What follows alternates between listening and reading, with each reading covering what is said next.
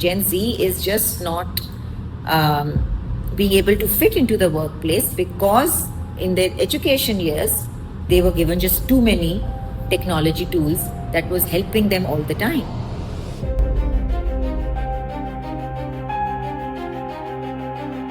Hypothetically, if your daughter was like, oh, I want to drop out and start my own business, would you encourage that? Gen Z is not the most educated at all. Gen Z, in fact, as I said earlier, has a lot of information, but they are not educated very well, to be honest, because they are not reading. You cannot expect success overnight or right away. In fact, far from it. The successful entrepreneurs have been rejected, failed, called losers hundreds of times, and they kept at it. Teacher could walk out of the classroom and no one cheated in an exam. No one even looked at each other, and I have been through this in my undergraduate college.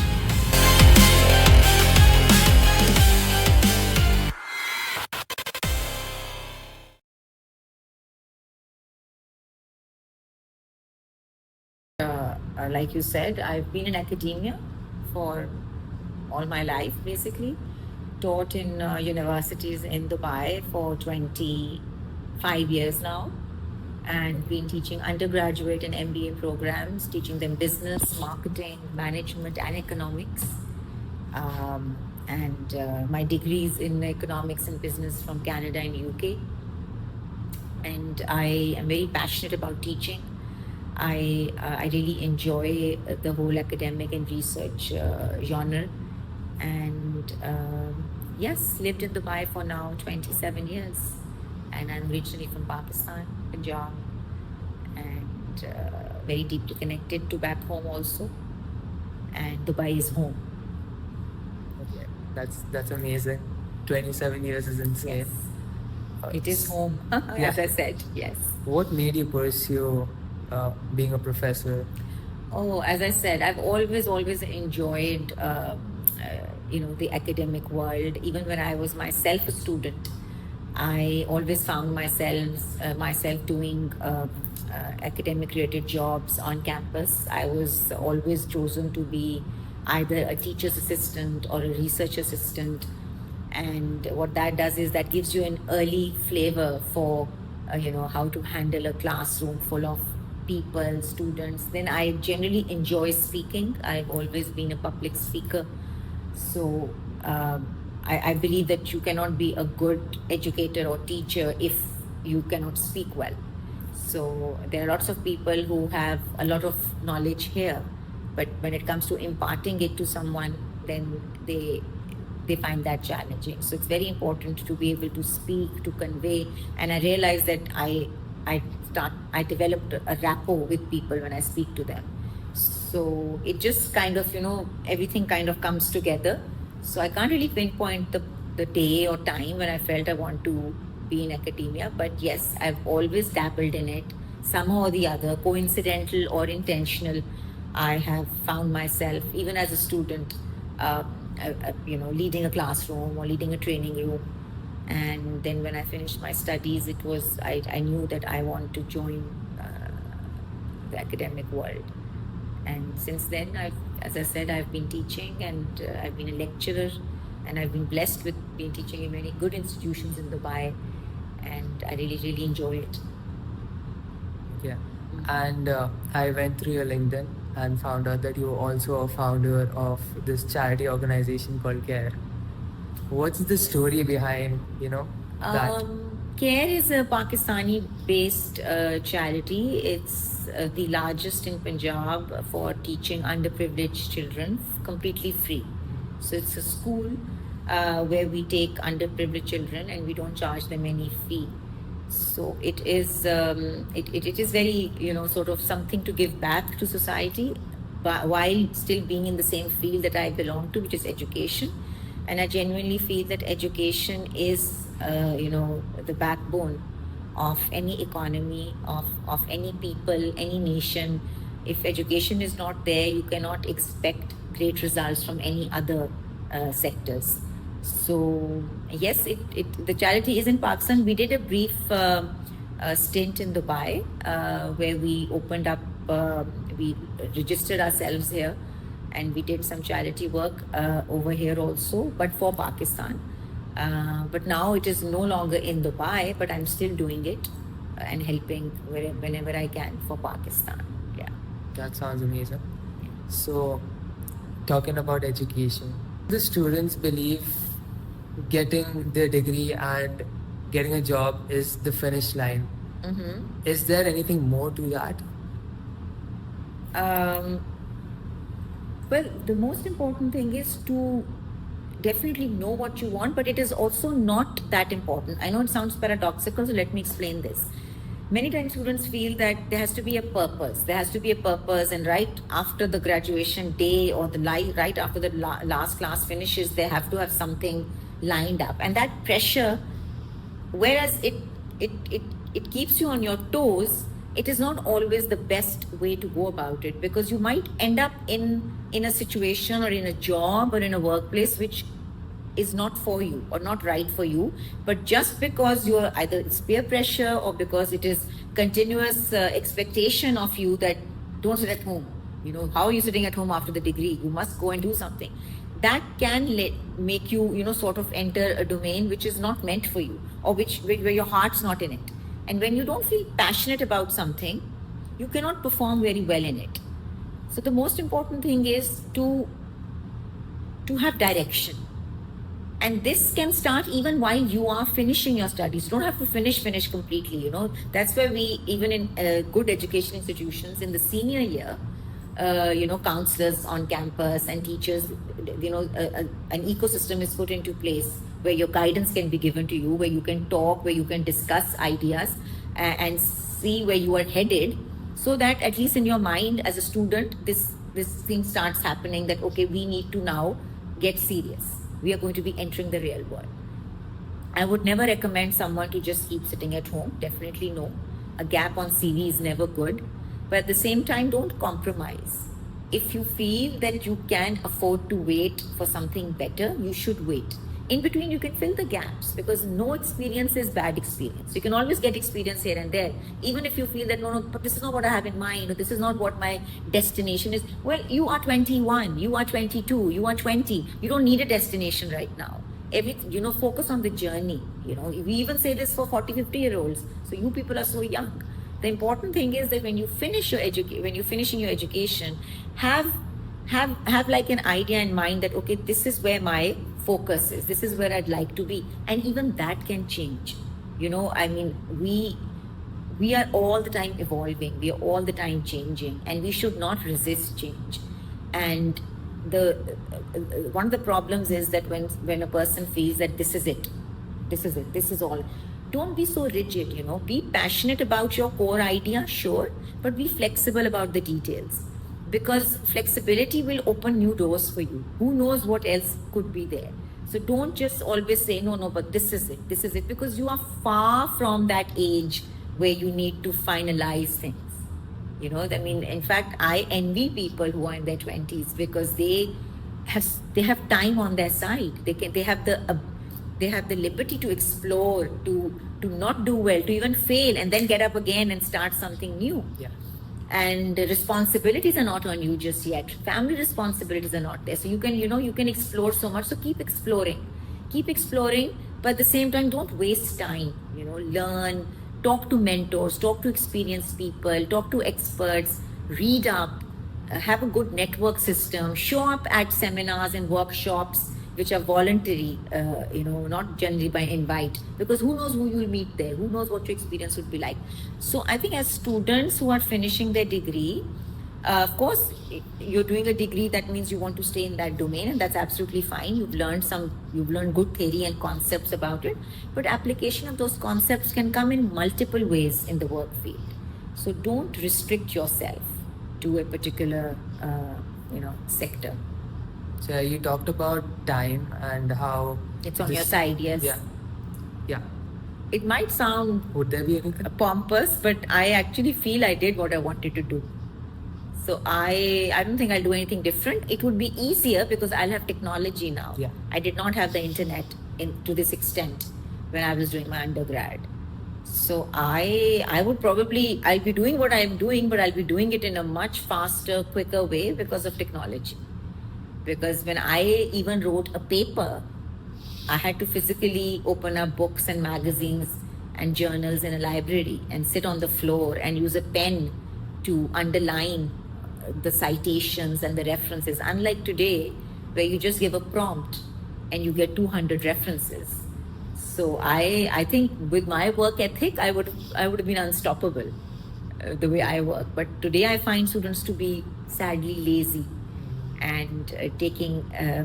I mean, I don't get me wrong. I am pro technology. I like to use tools, but I like to use them as tools, not as a substitute to learning. So I'm actually very happy, to be honest, that I am not a student today, because today students are not learning a lot. They're just cramming up information into their brains and trying to get by the next day, trying to just get by one day at a time. Let's get the exam out of the way. Let's get the assignment out of the way. We learned. We had foundation. So today when I do use an AI tool, I don't feel guilty. But I do tell my daughter that this is just a tool.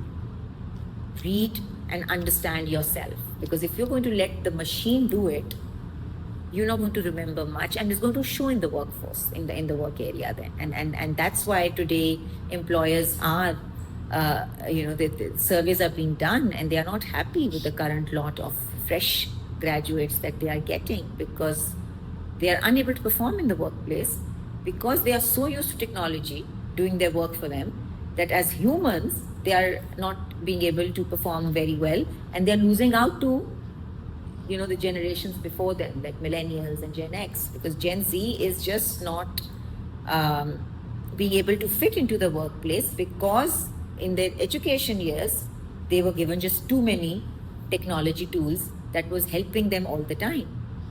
And it was taken as a substitute to not do the real work. Yeah. So that's why I tell my students to use AI as a tool, like Google. Yeah. Do not let it do your work, because then there's no learning happening. So do you consider degree as a safe bet, or would there be anyone, like for example, hypothetically, if your daughter was like, oh, I want to drop out and start my own business, would you encourage that? Never. Never, ever. Yeah. I'm very firm with that. I come from a family which places a lot of value in education. Not information, education. So we, in fact, my father taught me to, when I was growing up, I was barely 10 years old. He said, read the newspaper cover to cover. So for me, staying up to date, having the knowledge, having education is extremely critical. So no matter what happens, world changes, yes. GPAs, you see, there's a difference. Having a degree versus forcing a 4.0 GPA. So 4.0 GPA I'm not talking about, the American system is 4.0, right? So 4.0 GPAs, that's book smart. I'm not saying be book smart, but I'm also saying that the journey of education, of a 3-year degree, of a 4-year degree, of an undergrad, is not just books. It is the holistic part of being part of a diverse group of people on a campus, in a university, interacting with seniors, interacting with your teachers, professors, learning from them.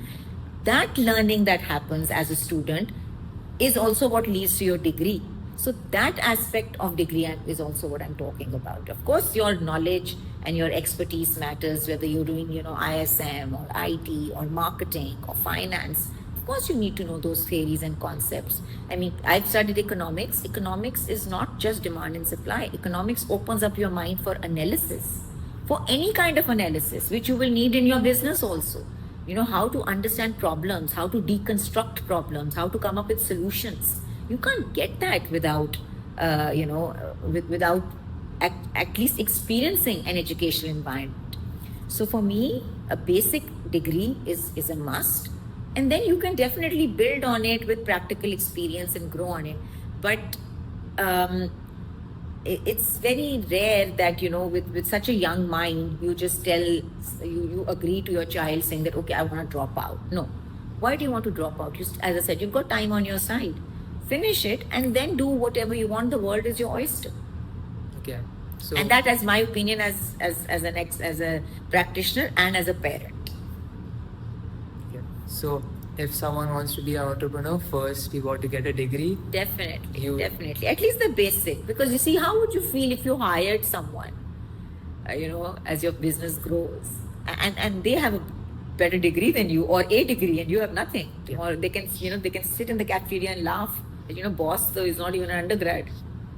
Yeah, that's true. And I know you people look at these 3, 4, 5, 6 big names who dropped out, but let me be honest, everyone is not a Mark Zuckerberg, and everyone is not what was the other one that dropped out? I mean, all these biggies that you see, that's very rare, rare to come. And they will also look at you better if you at least had a decent degree from a good school. Okay. But don't focus. I'm not talking about nerdy grades.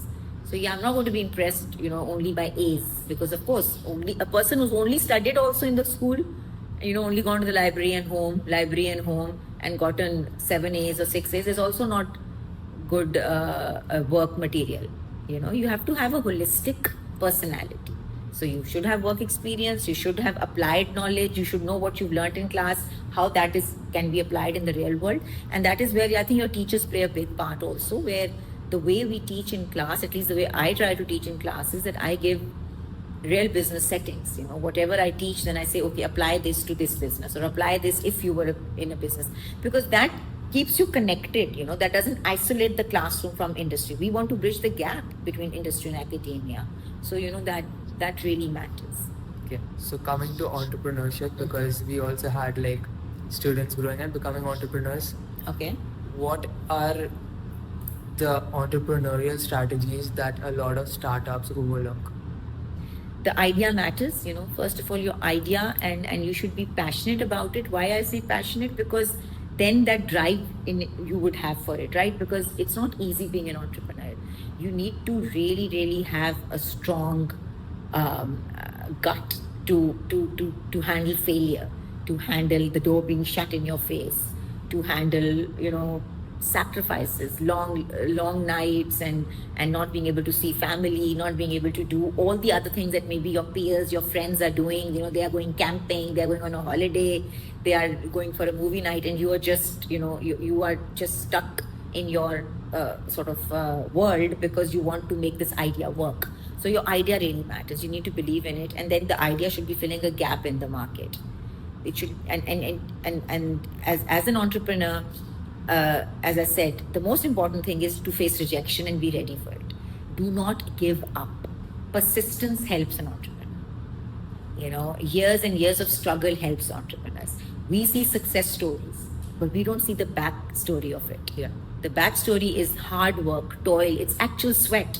It's actual crying at night, and it's feeling embarrassed. It's feeling ashamed also, because your peers get to know about your failures. Your peers get to know that, 3 years and still nowhere. It's been 3 years. It's been 4 years. You're still there. Whereas those who are maybe working in at a job somewhere are progressing, because they are working for a company, so they are getting their salaries, and they are probably getting promoted also. And this entrepreneur but that entrepreneur believes in his or her ideas. And so for me, the most important thing an entrepreneur can have, of course the idea matters, but then how well you execute that idea. And that execution, a big part of that execution is persistence, not giving up. If you feel that, oh my God, this is the 10th time I couldn't get the funding, or this is the 12th time that my formula is not working, because it could be something you're creating, right? The design is not working, and you say, okay, now finish. I'm now giving this up. Then you'll never be an entrepreneur. You see, so you cannot expect success overnight or right away. In fact, far from it. The successful entrepreneurs have been rejected, failed, called losers hundreds of times, and they kept at it. And that's why they are where they are today. So persistence really matters for an entrepreneur. Definitely. So the key point is being consistent. Consistent. Show up every day. Show up every day. Keep believing in it, and be firm with your idea. It's very important. You like kind of married to your idea, but be flexible on how to execute it. And get input. Talk to mentors. Make mentors. Talk to experts. Never feel that I know everything. No, you know nothing. That's the approach that you should have. Even when you do know it, even when you have a degree in your hand, just feel that I'm learning every day, because that learning drive should never go away. And is there any difference between this generation of entrepreneurs and the previous generation of entrepreneurs? Well, as I said, similarly in the workforce also, I feel the generations before, one or two. I mean, I will only have experience about those. The work ethic was stronger. There was more accountability, I would say, and there was more patience, and that is connected to persistence and consistency. So my advice to the current generation would be patient. I think And don't be entitled. Yeah. Don't think that it should come now. I want it now. I want it yesterday. Why isn't it happening? Have that thing in you, that restraint in you, to keep working at it. Because there's no substitute for hard work. There is no substitute for hard work. I think the reason why this generation of entrepreneurs are more impatient is because we have everything on our fingertips so Exactly. fast. That's what I'm saying. Through technology, it's just insane. That's why a lot of the people are really impatient. Okay. So people say Gen Z is the most educated generation right now, and it's also the most economically anxious generation. The most? Economically anxious generation. Okay. Economically anxious. Okay. Yeah. How do you explain the contradiction? Well, I don't agree with the question. I don't know who's saying this. Gen Z is not the most educated at all. Gen Z, in fact, as I said earlier, has a lot of information, but they're not educated very well, to be honest, because they are not reading. Unless and until you read books, you read classics. I recently spoke to some of the students, and I asked them, tell me, what classics have you read? Have you read Thomas Hardy? Have you read Charles Dickens? Have you read Shakespeare? And they said no. If you don't read, and I asked them about history books, they said no. We get our history assignment done with AI. So I actually feel that Gen Z is a highly informed generation because they have tools, but there's a big difference between being educated and being informed. Information is temporary. Information is today. I know how to code. I know how to make this program. I know that event happened. But education gives your mind, it opens your mind to different viewpoints, different analyses, being able to argue out things. So whereas on one side, yes, Gen Z, because of technology and because of the way the world has obviously evolved, and they are, I would say, they have access to a lot of information. But I think previous generations were much better educated because the emphasis on technology was less and the emphasis on actual learning was more. You yourself just said that because of technology, you mentioned some point. Yeah, but I mean, I feel like this generation is really educated also compared to other generations. No, that is time. That is awareness, of course. I mean, if you think, as I said, because of new inventions and innovations, definitely there is more awareness. But when life was also simpler before, right? Now life is also more fast-paced, more complex, so you need to keep up with it. So definitely in that context, you can say, but that is the case with every generation. Like every generation would find the generation before them old-fashioned or less knowledgeable, or no, you don't know that. My parents are too, fuddy-duddy, or my grandparents would know. But then they also felt that about their older generations because, times change, times evolve. My point is that as an academic, I have been, as I told you, teaching for 25 years. I can see the difference. My students 10 years ago, my graduates 10 years ago, I think were better in terms of their handling stress, in terms of their handling questions and answers and analysis than today. And I'm saying it as a general thing, but that's the reason I feel I want to keep my students, at least from my side, for the courses that I teach. I make sure that I put in perspective technology versus learning. Learn. Yeah. But obviously, I cannot control them once they leave my classroom. I can only inculcate into them that, try to be like this and try to have this habit. But generally, because the world is changing so much and everyone is looking for shortcuts and prompts, that is where the issue is coming. So I actually, that's why I told you that I'm happy that I was a student at the time that I was, because it gave me the opportunity to, because I didn't have a choice. I didn't have prompts, I didn't have tools. So it actually opened up my mind and I learned myself. And when you actually learn things yourself, you don't forget that. But when you ask something and if the answer just is given to you, you will remember it that day, or for 5 hours or 10 hours or 12 hours, or maybe for that semester, but then you will finish. And that is the difference between information and education. Okay. So we are trying obviously our best from in my classrooms that education is given. I'm all for tools, don't get me wrong, but use them as tools. Use them for your benefit, to be faster, yes, to save time, to be more efficient, but don't forget the learning part, because do not look at it as something that is now going to help you pass exams.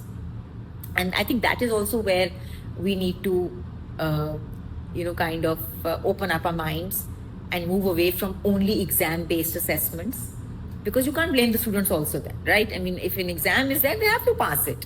Yeah. They can't say that, I'm learning, because the teacher will also give them marks based on just that exam, no matter how much learning you have here. So we need to also maybe evolve and move a little bit away from standardized testing. And that's why we've got projects. That's why we've got, term papers and presentations, because that is where you are thinking, that is where you are supposed to think, supposed to apply concepts to the real world setting, so that tomorrow in the workplace when you go, your employers or your potential employers see that you've got the necessary skills that they need. Because employers do complain that the fresh graduates that come are not necessarily equipped with the same skills that we are looking for. So as teachers, as academics, our mission is to ensure that even inside the classroom we are giving you applied knowledge, so that you have the necessary work skills to fit the jobs in the workplace. You kind of answered my next question, but I'm still going to ask it. If you had the power to change the whole education system and renew it, what were the things you would add and what were the things you would completely remove? Remove, I don't know if I'll remove some things in totality, but I would definitely, as I said, add application-based learning, more emphasis on, and we are doing that, to be honest. I think all the universities now and the good education institutions, they are putting emphasis on it. We are doing it here, I know for a fact. I'm doing it in my classes, my colleagues are doing it in their classes.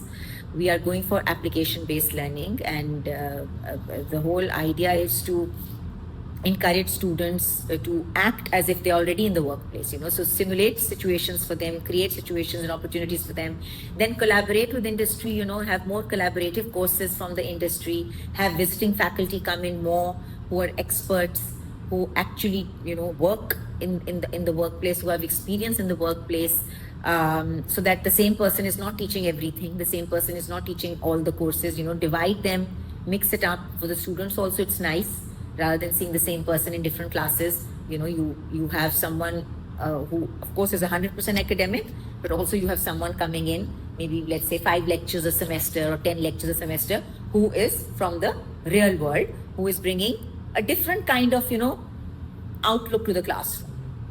So that is what I would, application-based learning definitely I would add. Yeah. If you had to combine all the knowledge and the wisdom that you have gained in all these years and give one advice to the young youth, what would it be?